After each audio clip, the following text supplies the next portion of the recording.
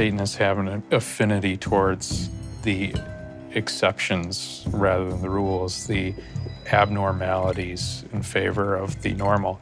And I think that shows in the aesthetic. We like to see the bizarre and the obscure and the hidden. That is where you find the best art.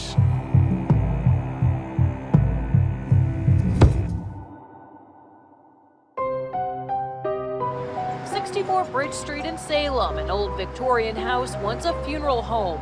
Now the new headquarters for the Satanic Temple, according to their website, a nationally recognized religious and political group.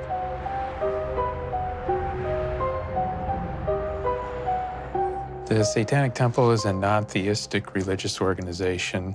We renounce supernaturalism, but we still feel that we are every bit as much a religious entity as any other religious entity. And we fight for our deeply held values. We are Satanists. We engender moral, spiritual, and sexual freedom, personal independence, and insist upon personal choice in all things.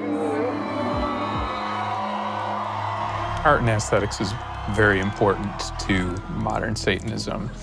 And I think that's due in no small part to us renouncing supernaturalism and viewing our religion as a metaphorical construct. It's a declaration of personal independence.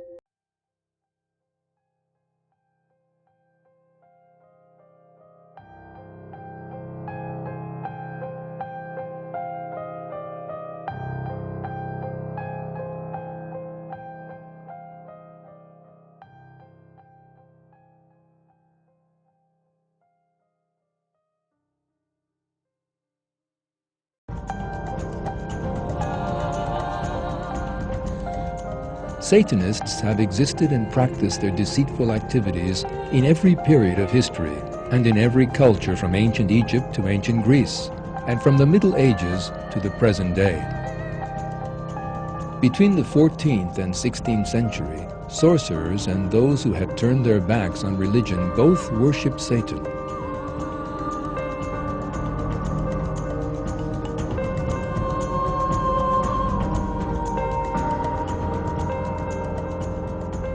After the 1880s, in France, England, Germany, as well as in other countries of Europe and in America, Satanism became organized and spread among those looking for alternative religions and beliefs. The worship of Satan has continued to exist since the 19th century, first as traditional Satanism and later in smaller perverse sects that split off from it.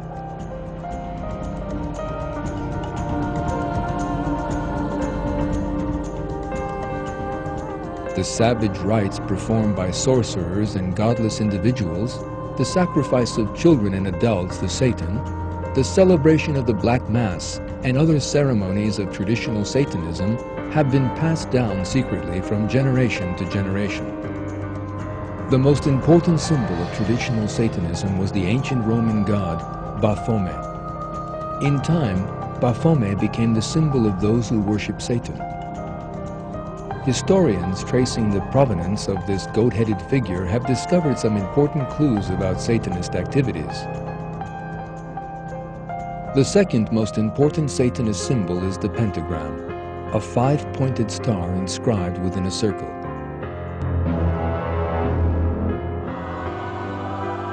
It is interesting that there were two other secret organizations besides the Satanists that adopted Baphomet and the pentagram as symbols. The first of these organizations was the Templar Knights of Jerusalem, an order that was accused by the Catholic Church of worshiping Satan and disbanded in 1311.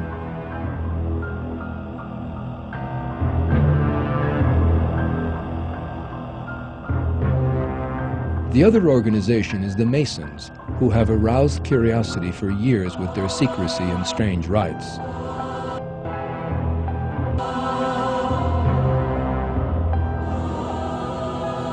Many historians who have investigated the matter believe that there is a relationship between the Templar Knights of Jerusalem and the Masons.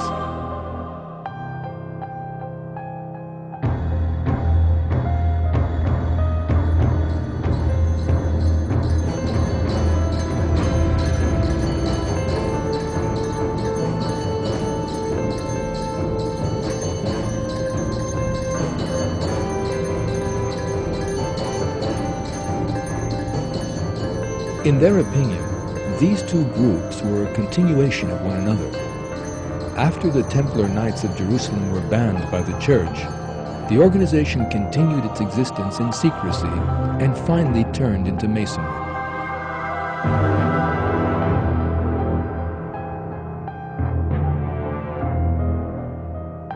What is certain about Freemasonry is that it is a secretive and very hierarchical organization with members all over the world. Accounts given by authors such as Leo Taxil, who were once Masons but left the organization, say that Masons treat Baphomet with great reverence and conduct ceremonies that resemble rituals of satanic worship. Another fact that arouses suspicion is that many Satanists over time have become members of the Masonic organization.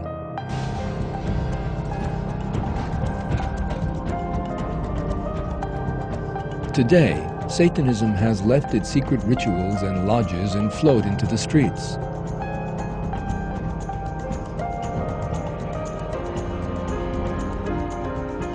Satanists work concertedly in every country, disseminating their intense propaganda in books, periodicals, and especially on the internet in their attempts to gain members.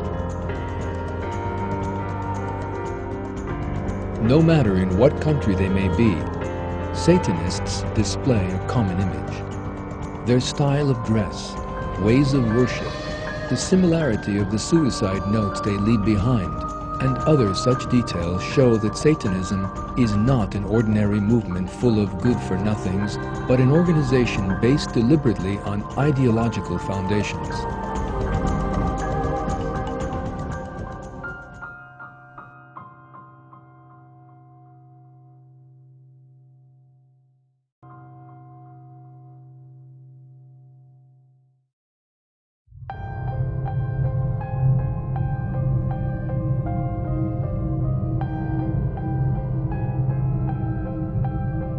How this all started is a really interesting story. How did we get here?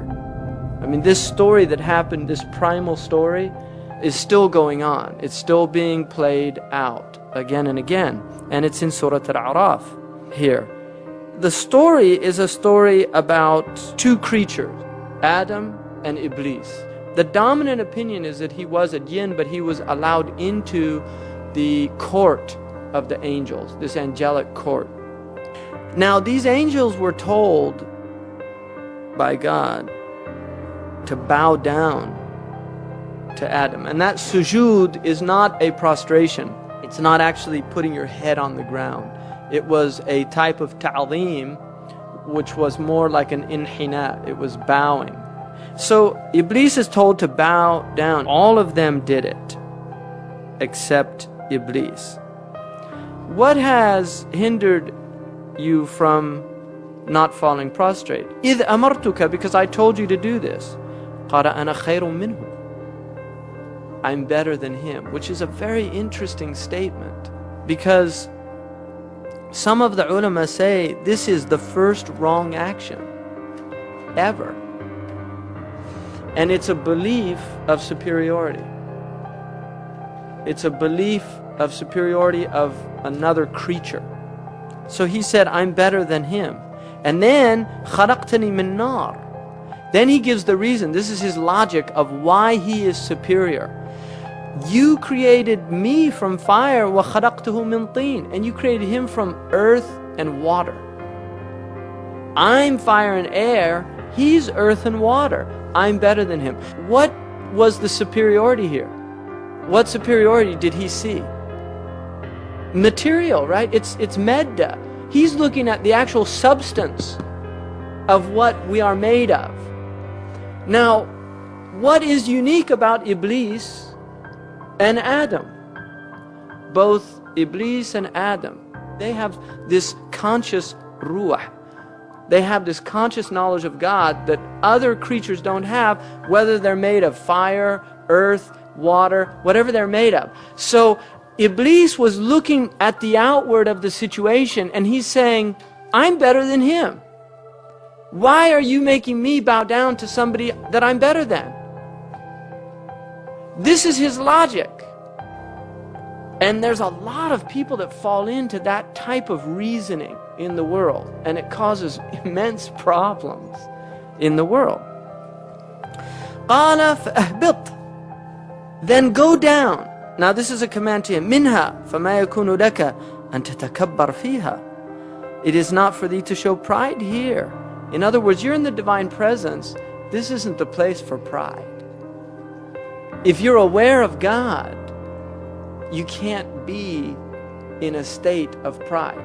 And therefore, he was cast out of this presence because the two can't go together. And then he says, فَخْرُجْ إِنَّكَ مِنَ الصَّاغِرِينَ. Get out of here because you are the saghir. You're not better, you're worse. You're the humiliated one because of your pride. Because of your pride, you've put yourself under the thing that you thought you were over. So the actual thinking that you were over this other creature has put you under that creature by default. So go out. His kufr is called kufr al-isyan. It's the disbelief of disobedience. And then he says, قَالَ أَنظُرْنِي أَنظِرْنِي إِلَى يَوْمِ يُبْعَثُونَ. Give me some reprieve.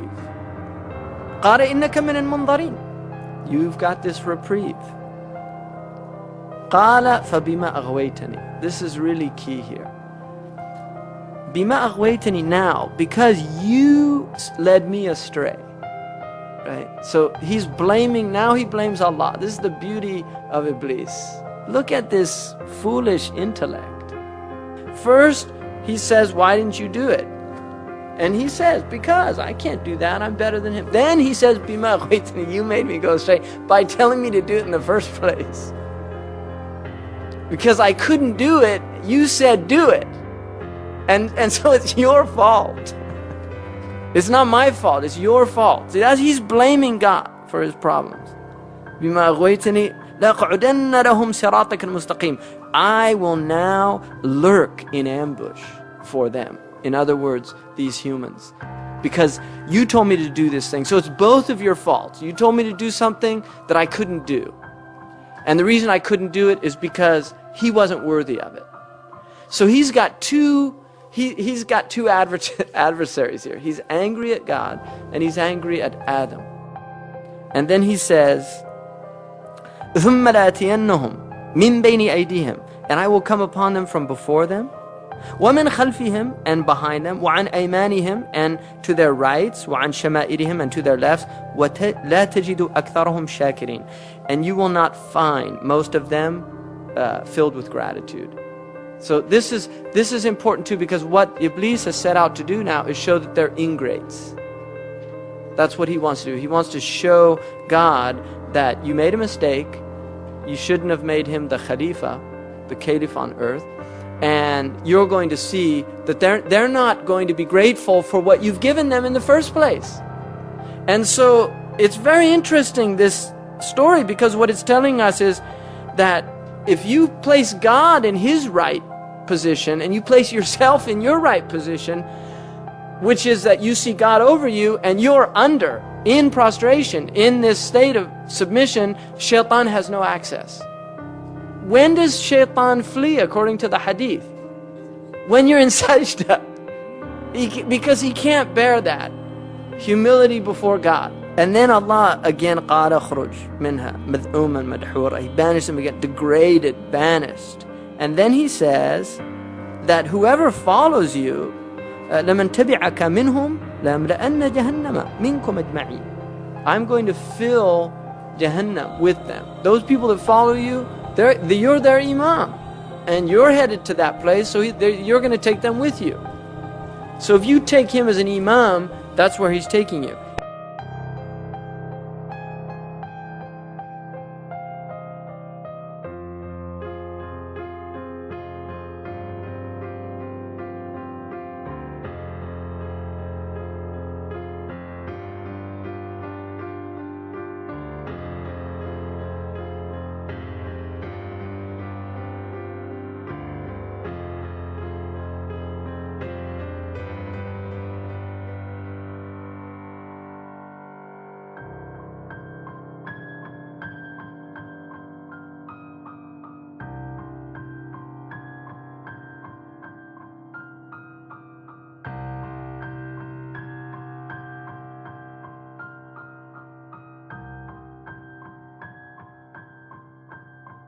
This week, ISIS went on another violent rampage, capturing 15 towns and Iraq's biggest dam.